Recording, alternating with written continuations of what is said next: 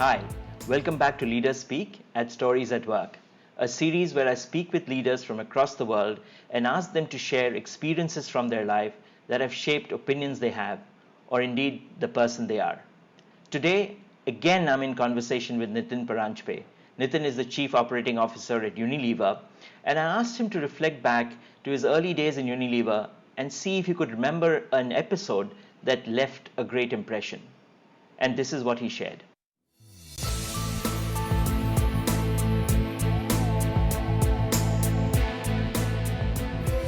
In the early formative years, in the early 90s, when I just moved to Mumbai as a brand manager.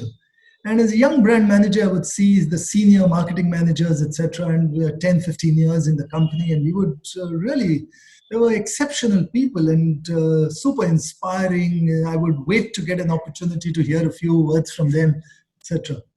And then one fine day, one of these individuals who was a stalwart, whom I would look up to, he was a source of inspiration. I just started noticing that something had changed. And this person who was such a source of inspiration suddenly sounded a little bitter, almost cynical. And I thought it was an odd day, but over a period of the next few days, I saw a pattern. And again, I wonder what happened. And I couldn't explain it. Till a few days later, as I reflected, I realized what might have happened. And then it became evident a few weeks later that that's what had happened, which is as the organization, the pyramid gets narrower, a stage had come when the organization had made a choice which was not in the favor of this individual. And this individual, who till then had espoused the virtues of this company, of meritocracy and aspects like that, suddenly you saw this person talk about things like favoritism and things of that sort. And I couldn't believe it. I couldn't believe how such a bright, such an intelligent individual could lose objectivity and not realize that everyone else can see how silly it sounds. Because if you're now saying this company is full of favoritism, then every time in the last 15 years you got promoted, then you have to attribute it to favoritism, not to meritocracy. Yeah. And that was one. But more importantly, I also saw what cynicism was doing to this individual. It was first spreading it around and it was also destroying him. And the lasting memories that this person had before leaving the company were bitter memories. Despite having 14, 15 glorious years, the last 6 months were bitter.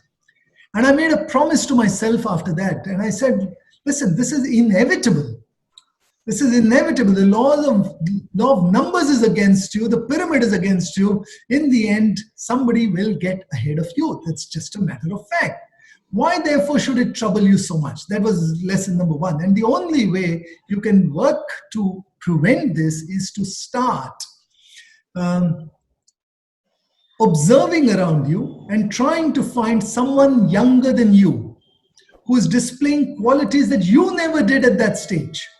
1 or 2 or 3 years into the company, you never demonstrated those qualities, but someone else is doing. And consciously identify an individual and remind yourself that one day if this individual becomes your boss, you should not feel troubled. Yeah.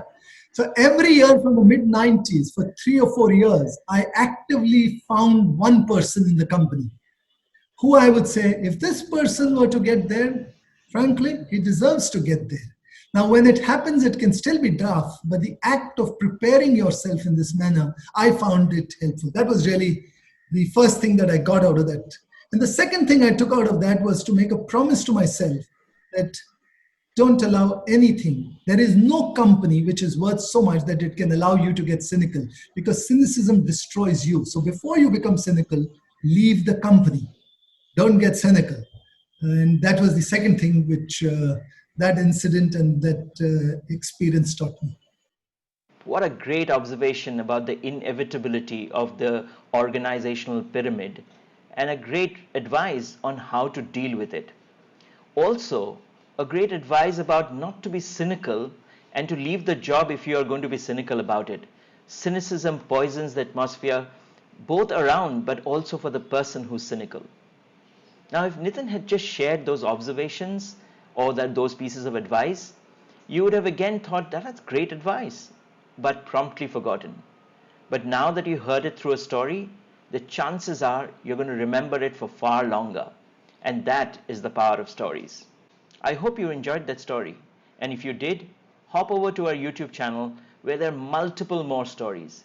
The Leadership Speak series has stories like this one, and the Story Bank series has stories that I've curated from across the world that you can use in business.